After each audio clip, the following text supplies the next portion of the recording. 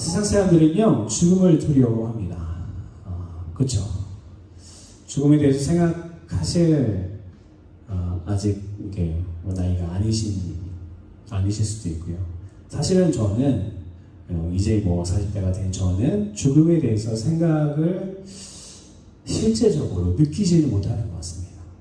아직 나이가 많지 않으니까요. 하지만 우리 뭐 정집사님이나 또 그 이상의 연배가 되신 우리 신앙의 선배들은 죽음에 대해서 생각을 실제적으로 좀 하실 것 같아요. 통계적으로 그렇더라고요. 75세까지는 건강하대요. 그리고 75세부터 85세까지 굉장히 많은 질병들이 이제 우리 육신 가운데 오게 되고 발현되게 되고 축적되었던 것이 드러나면서 10년 동안 아프다가 83세 이후에 평균적으로 이제 돌아가시는 시기가 정해진다고 그렇게 합니다. 우리가 전에 먹지 않던 약을 먹기도 하고요. 또 전과 같이 몸이 회복되지 않을 때가 있고 또 그럴 때마다 우리는 막연한 어떤 죽음에 대한 그리고 인생의 끝에 대한 또 관계의 단절에 대한 생각들을 하게 되죠. 신시 형제는요, 불로초를 찾기 위해 그렇게 노력했죠. 수많은 사람들을 전국에 그리고 주변국에 보내서 불로초를 찾아서 영생하기 위해서 그렇게 노력했던 것을 알 수 있습니다. 왜 그렇습니까? 그 시작은 막연한 두려움. 뭐에 대한 두려움입니까? 죽음에 대한 두려움뿐만 아니라 자신이 누리고 있는 모든 것에 대한 두려움, 그리고 자신이 누리고 있는 권력에 대한, 그렇죠? 말 그대로 황제였으니까요. 그 두려움에 극에 달할 때, 그때가 언제죠? 희망이 보이지 않을 때입니다. 우리가 가장 이제 구체적으로 얘기할 수 있는 게 암이니까요. 암이 걸렸다고 생각하면 상기입니다. 사기입니다. 요즘에는 의료 시설이나 치료 방법이 정말 많이 개발돼서 그래도 치료를 많이 하신다고요. 근데 만약에 내가 암이 상기 걸렸다. 가장 먼저 생각나는 게 어떡하지? 막막하고 그냥 엉엉 울기보다는 멍할 것 같아요. 그리고 다음에 생각나는 것은 가족들이겠죠? 가족들이 생각날 거고, 아이들 어린데 어떻게 할까? 아내는 어떻게 살아야 될까에 대한 고민이 있을 거고, 그 다음에 사역적인 것들이겠죠. 우리 교회는 또 어떻게 해야 되나? 어떤 좋은 목사님을 모셔와야 되나? 어느 시기가 그것이 가장 적당할까? 등등의 걱정들이 많이 생길 것입니다. 이렇게 살면은 희망이 없을 때요. 희망이 사라질 때 그때 힘들게 되고요. 막연하게 되고요. 잃어버리게 되는 그 상실감 안에 들어가게 됩니다. 지금 튀르키예 지진을 통해서 정말 가슴 아프지만 땅속에 수많은 사람들이 묻혀 있습니다. 사실은 정말 가난한 아이부터요. 그죠? 노인에 이르기까지 추정할 수가 없을 정도로 많은 사람들이 땅속에 묻혀 있습니다. 이번에 시진이 발생한 튀르키예 튀르키예의 동남쪽이죠. 그쪽은 굉장히 기독교에 대한 박해가 심한 지역입니다. 그래서 선교사님들이 순교를 했다는 소식을 들으면 보통 동쪽 그쪽에서 선교사님들이 목배임을 당했다, 혹은 자녀들이 순교를 당했다, 이런 이야기를 들리는 그런 지역이 그 지역이죠.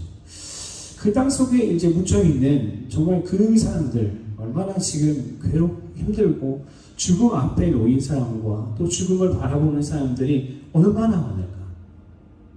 아마 정말 소망이 보이지 않을 것 같습니다. 골든 아워이 있죠. 우리가 지진이 나고 땅속에 묻히게 되면요, 골든 아워이 제가 알기로는 72시간이에요.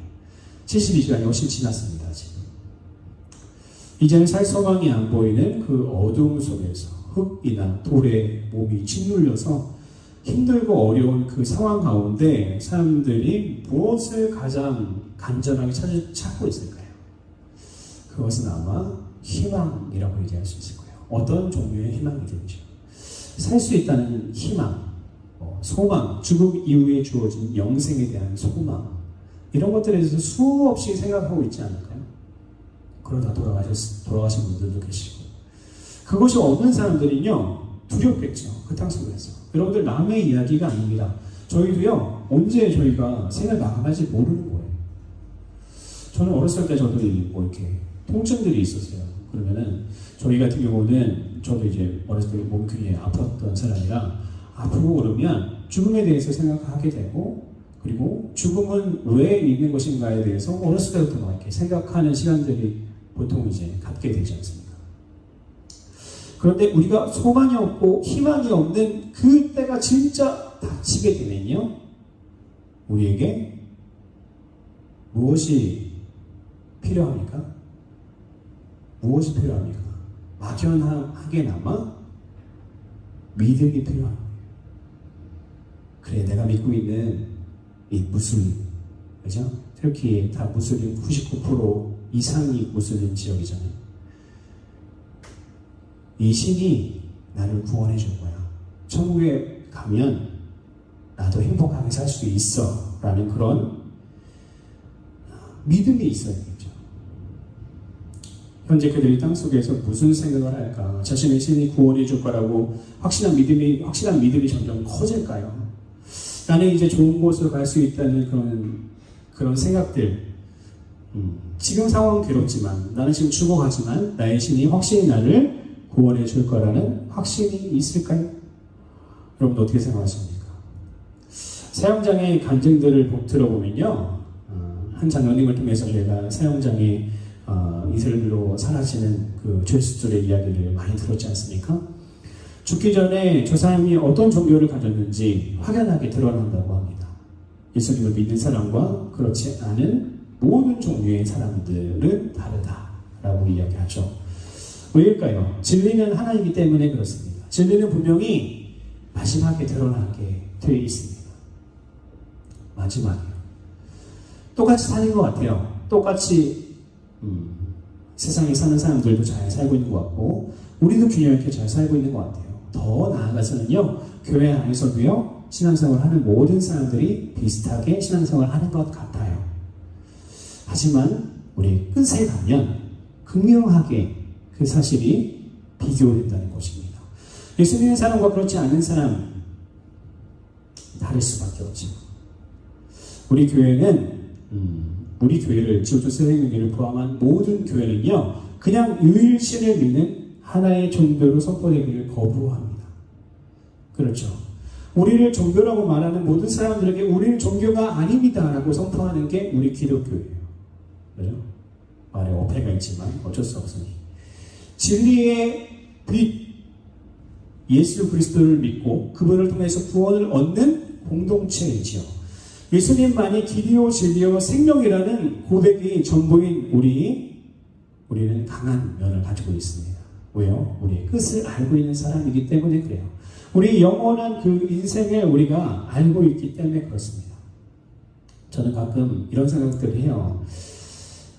정말 마지막 때이잖아요. 지금이 터키에 이런 지진이 역사상 또 많지 않았던 그런 지진 중에 하나입니다.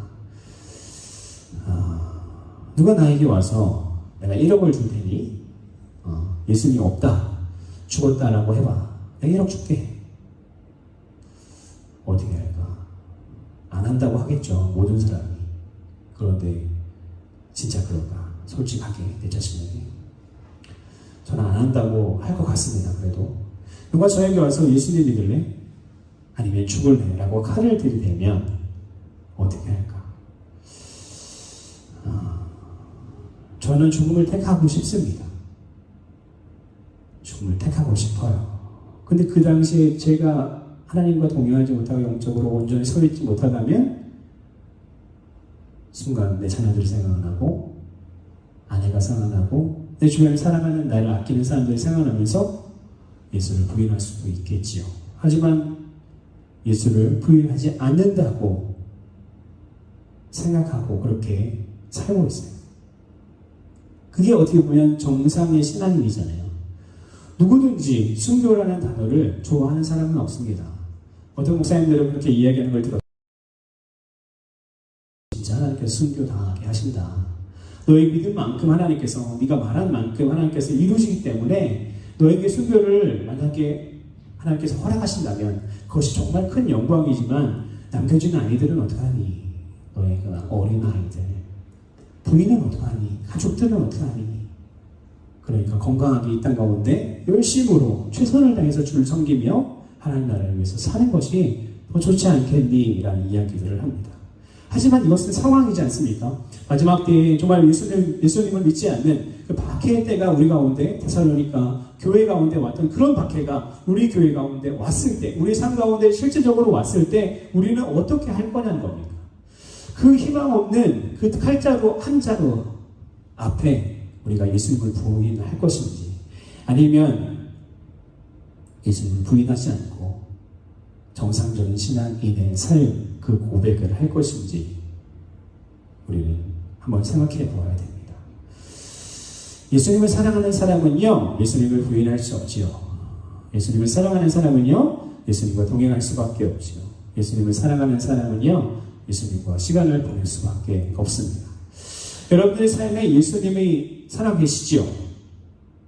여러분들의 목적이 예수님이시지요. 그러면 여러분들의 죽음을 초월할 수 있는 존재라는 것입니다. 여러분들, 죽음을 초월할 수 있는 자를 누가 건들 수 있겠습니까? 우리 근대사에 보면은 기독교가 한 일들이 굉장히 많아요. 독립운동도 그렇고요, 굉장히 많은 일들을 했습니다. 그런데 그 가운데 일제 강점기 시대 때 죽은 사람들, 칼에 찔리고요, 못이 삐죽삐죽한 곳을 걸어가라고 하기도 하고요, 창에 찔리기도 하고, 아내를 빼앗기기도 하고요, 자녀들을 노예로 끌고 가기도 하고요, 수많은 일을 당했음에도 불구하고 예수님 믿는 사람들은요, 예수님을 부인하지 않았어요. 그 당시에 예수님을 부인했던, 신사를 참배했던, 우상을 숭배했던 교회들이 있습니다. 그것을 알고 있습니다. 그래서 회개하고 하나님께 잘못했다고 고했죠. 하지만 하나님 앞에 나아갔을 때, 그 끝에 갔을 때 우리의 진짜 신앙의 모습이 드러난다는 것이죠. 이게 우리 크리스찬들입니다. 우리는 당연히 예수님을 위해서 목숨을 바쳐야 되는 그런 사람이지요. 오늘 말씀의 시작은 그 날에라는 단어로 시작합니다. On the way. 그 날은 어떤 날입니까? 예수님이 오시는 우리의 마지막 날. 예수님이 오시는 우리의 마지막, 이 세상에서의 마지막 날이죠. 어떤 사람은 두려워할 것이고요, 어떤 사람들은 감동의 눈물을 흘리는 그런 날입니다. 아마 극명하게 갈라질 거예요. 마지막 날. 이 세상에서 삶은 종료되고요. 두 번째, 우리가 그렇게 그리던 스트레스가 없는 삶. 그죠? 스트레스가 참 힘들어요. 사람이 육신에 나약함이 없고요, 질병이 없다는 얘기죠. 마음의 아픔, 우리의 정신적인 어떤 문제들, 또 그런 것들이 없고, 괴로움이 없는 그런 곳, 영원히 행복한 그 행복의 빛이 존재하는 곳, 그것이 열리는 순간, 그때가 언제입니까? 예수님께서 이 땅 가운데 오시는 날이죠. 오늘 말씀 보면 그 날에 그가 강림하사, 그 빛은 바로 예수님이십니다. 어디가 행복한 곳인가요?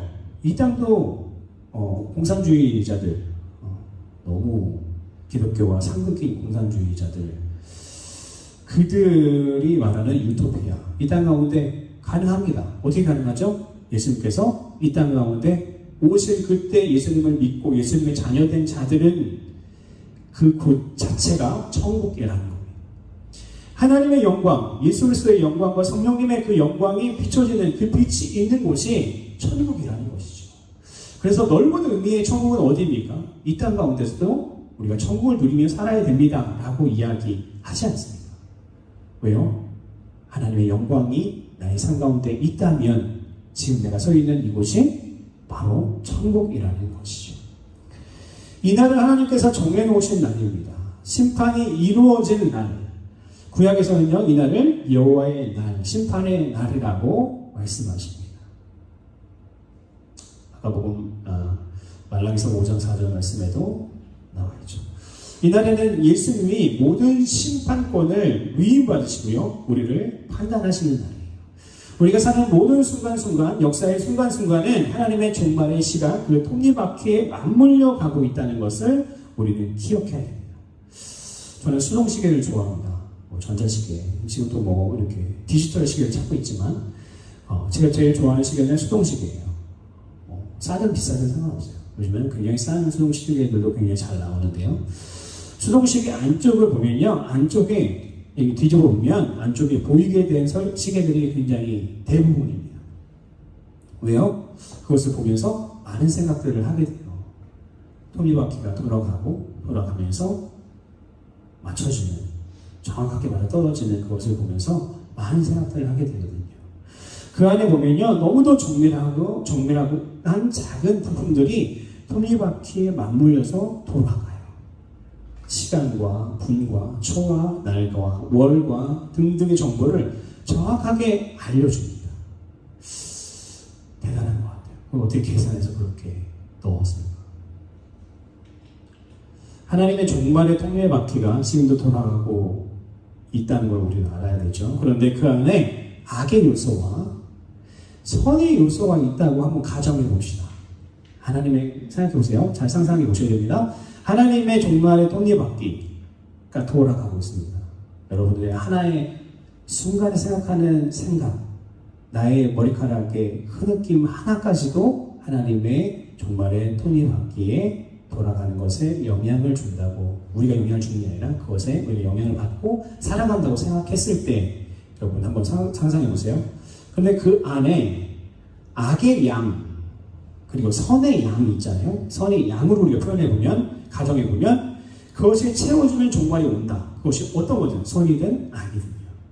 내가 오늘 하는 행동이 악의 양을 채우는 행동이었는가, 아니면 선의 양을 채우는 행동이었는가, 한번 생각해 볼 수 있겠죠. 하나님의 심판의 때를 양으로 계산했을 때요, 오늘 하루를 사는 나의 삶에 악의 양은 얼마예요? 선의 양은 얼마나 될까? 생각해 보는 거예요. 그럼 무엇이 선이고 무엇이 악입니까? 잘 알고 계시죠? 무엇이 선이고 무엇이 악입니까? 우리는 악을 택하며 살 때도 있고요, 선을 택하며 살 때도 있습니다. 그런데 이 세상은요, 죄를 정의하는 저울의 기준을 바꿔가면서 우리의 삶에 악을 합리화한다는 거예요. 기준조차도 바꿔버려요. 요즘엔 정말 그렇지 않습니까? 옛날에는 야, 그렇게 살면 안 되지, 저 사람 왜 저래? 라고 손가락질 했던 일들을 버젓이 방송에서 하고 있고, 버젓이 그냥 사회에서 하면서 나 그냥 냅둬 라고 하는 그런 일들이 호시민에서도 굉장히 많지 않습니까? 그것이 틀리지 않다라고 얘기하는 거예요. 저울의 기준까지 바꿔가면서 악한 삶을 살고 있는 세상이 바로 지금이라는 것입니다. 그리고 우리 모두 괜찮다, 잘하고 있다, 다들 그런 거지, 우리 인생이 행복해야지, 내가 있고 부모가 있지, 맞는 말인가요? 내가 있고 교회가 있지, 맞나요? 내가 있고 종교가 있지, 그렇게 흘러간다는 것입니다. 성경적 가치는 눈을 씻고 봐도 찾아볼 수 없는 우리의 인생, 때로는 크리스천이라는 이름으로 살고 있는 우리의 인생, 마지막 때를 이야기하고요, 이 세상의 끝을 이야기하는 것만으로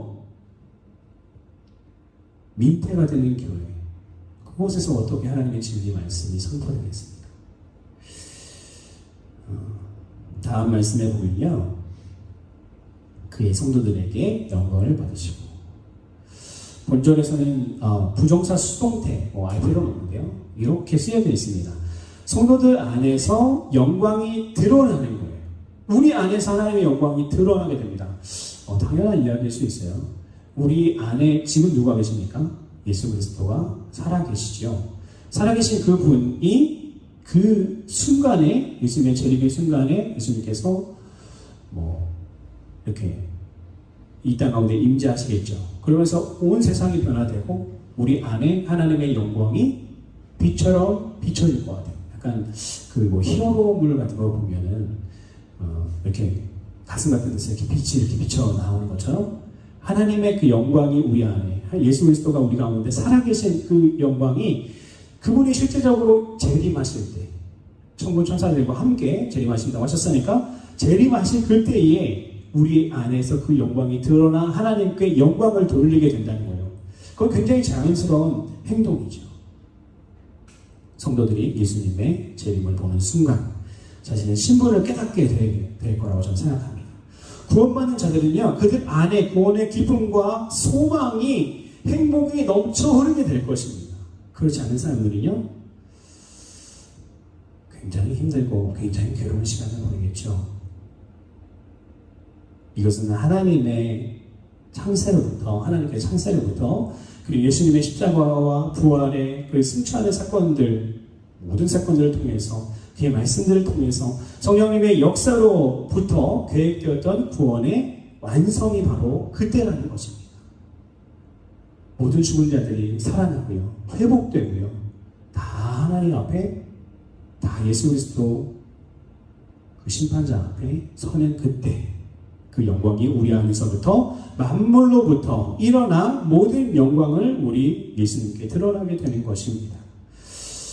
그런 생각을 해볼 수 있어요. 우리가 반려견들 정말 많이 키우시고, 저는 반려견 키우는 것에 대해서 반대는 안 해요.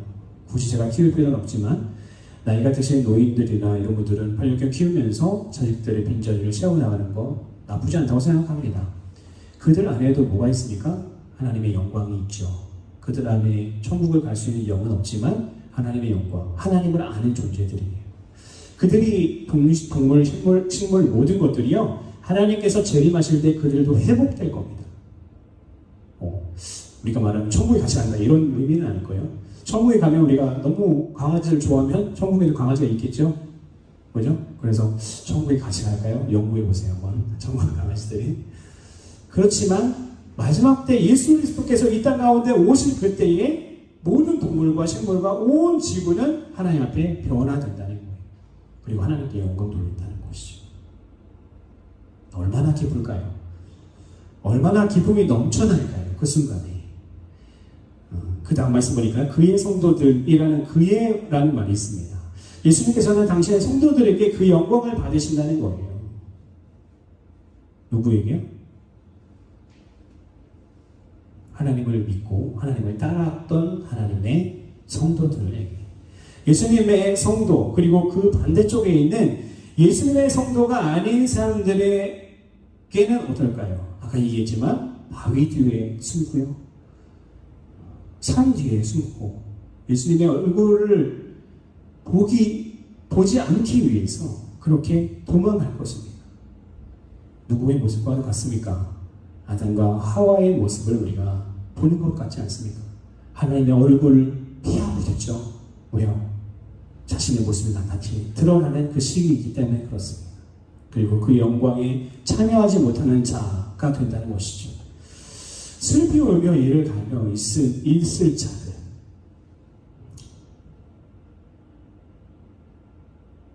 그 다음 말씀이니까요, 모든 믿는 자들에게 놀랍게 여김을 얻으시리니. 이날에 예수님의 영광 가운데 있는 자들은요, 놀라운 것을 경험할 것인데요, 첫 번째로 뭘 경험할까요? 예수님의 눈으로 직접 볼 수 있게 됩니다. 우리가 그렇게, 지금 저만 해도 신앙생활 40년 넘게 있는데 40년 넘게 눈에 보이지 않는 예수님을 믿고 성경에 써있는 예수님의 모습을 상상하면서 그렇게 신앙생활 하고 있지 않습니까? 근데 만약에 지금 이 순간에 예수님께서 재림하신다고 생각해 보세요. 나는 구원받았어. 그 구원이 순간적으로 느껴지고요, 내가 그 구원을 기쁨과 감격 속에 막 눈물이 흐르고 예수님을 바라볼 수 있는데 그분이 보여. 어떤 모습인지 너무 놀랍지 않아요? 너무 감격되지 않아요? 그렇게 환난과 고난 가운데 신앙을 지켰던, 마지막 때 환난이 있을 거니까 그 신앙을 지켰던 그 모든 아픔과 슬픔들을 하나님께서, 예수 그리스도께서, 성령께서 우리를 위로해 주시겠죠. 순간적으로 위로가 될 거예요. 우리 안에서 그 영광이 드러나면서요. 두 번째로 예수님의 영광, 그 구원이 완성되면서요, 우리가 형용할 수 없는 감동과 감격이 우리를 감싸 안으면서 온 모든 인류, 모든 것들을 다 바꿔놓으실 거라는 거죠. 세 번째로 천지 만물이 하나님의 마지막 때 약속하신 대로 변화될 것이고, 우리는 안전한 가운데 그것을 지켜보게 될 것입니다. 그 바깥에 있는 사람들은요, 얘기할 필요는 없죠. 하지만 가장 중요한 것은요, 정말 중요한 것은 뭐냐면 예수 그리스도를 통해 나타나는 영광으로 그 자체로 우리가 놀라지 않을 수 없다는 겁니다. 예수 그리스도 그 존재만으로도요. 그 영광의 빛. 하늘과 땅과 땅 안의 모든 권세를 가지신 예수님께서 이 땅 가운데 나의 편으로 오시는 그때에 그 역사는 기쁨과 감격, 소름, 우리가 느끼지 못하는 새로운 감각들을 깨어나면서 아마 느끼게 되지 않을까 싶어요. 오늘 말씀의 결론입니다. 10절 마지막 구절을 보면요, 이런 말씀이 있습니다. 우리의 증거가 너희에게 믿어졌습니다. 한글 성경에는 이렇게 괄호가 묶여져 있는데요, 원래 괄호가 없는 문장이에요. 언어로 보면. 이 문장을 영어 성경을 보면 더 선명하게 그 의미를 우리가 알 수 있어요. 영어 성경을 보면 이게 무슨 말이지 계속 이렇게 생각되는데요. 이제 영어 성경과 언어 성경을 보니까 이런 의미입니다. This includes you because you believe our testimony to you 이렇게 되어 있는데요. 뒤에는 좀 헷갈리니까 뭐요? includes you 뭡니까? 포함되어 있다. 너희가 포함되어 있다라는 의미입니다. 데살로니가 교회에 있는 사람들, 이 사람들은요, 지금 굉장히 힘든 상황 가운데 있어요. 굉장히 큰 박해 가운데 있습니다. 우리가 상상할 수 없는 박해와 고난 가운데 있다는 것이죠. 그런 고난 가운데 있는 너희들에게 지금 이 말씀을 하고 있죠. 우리는 지금 이렇게 원어나 영어 성경을 보면서 이게 정말 어떤 의미가 상상하면서 또 하나 다른 성경 말씀들을 읽었던 것을 뽑아가지고 그것과 대조하면서 이렇게 우리가 이해하고 있지만 유대인들, 이 데살로니가 교회에 사는 이 사람들이요, 이 유대인들은요, 이 목사님이 한 얘기 하나하나가 정확하게 이해할 수 있는 말이에요. 왜? 그 문화권 안에 살았으니까. 그 언어를 알고 있기 때문에. 그들에게 지금 오늘 아까 우리가 나눴던 모든 말씀들을 나누고 나서 마지막에 뭐라고 하는 거냐면 너희가 그 속에 속해 있는 자들이다 라고 이야기하시는 거예요. 데살로니가 성도들이요, 지금 어렵지, 힘들지, 너희 지금 신앙생활 하기 너무 어렵지, 포기하고 싶지. 그런데 이렇게 영광받을, 이렇게 하나님의 영광이 드러나는 그 마지막 때에 영광스러운 모습으로 변화되고 그 영광에 예수 그리스도와 함께 잔치할 너희의 모습이, 그 모습이 바로 나와 데살로니가 교회 너희들의 모습이라고, 우리를 포함한 그 잔치라고 바울 목사님은 오늘 선포하시는 겁니다. 슬픔도 박해도 아픔도 없는 그곳에 너희가 속해 있다는 말, 이것은 정말 가장 큰 위로가 아니었을까 생각합니다. 사랑하는 성도 여러분, 우리는 천국에 대해서 계속 말씀을 듣고 있습니다. 사실은 전 개인적으로 좀 더 부드러운 말씀을 이제 전하고 싶어요. 회복되는 말씀을 전하고 싶어요. 근데 그게 마음대로 안 될 때가 많아요. 주일날 말씀도 좀 좋은 말씀, 더 부드러운 말씀, 성도들이 듣기에 훨씬 더 좋은 말씀들을 전하고 싶은데 기도하고 본문을 선정할 때 그게 참 내 마음대로 하는 것이 아니라는 것을 느끼게 됩니다. 가장 중요한 것은요, 오늘 마지막 말씀에 나온 것처럼 우리가 그 구원에, 여러분들 데살로니가 성도들 얘기가 아니고요, 내가요, 바울 목사님이 마지막 소신서를 쓸 때 뭐라고 했냐면 나의 구원을 의심하며 나도 구원받고 싶다라는 얘기들을 합니다. 누가요? 바울이요. 여러분들, 홍집사님이 구원받으셔야 됩니다. 저 구원받아야 돼요. 여기 계신 모든 성도님들 구원받으셔야 됩니다. 구원은 한 번 얻으면 잃을 수 없는 거다. 점진적으로 얻는 것이다. 여러분들 그게 중요하지 않아요. 여러분들 신앙을 지키세요.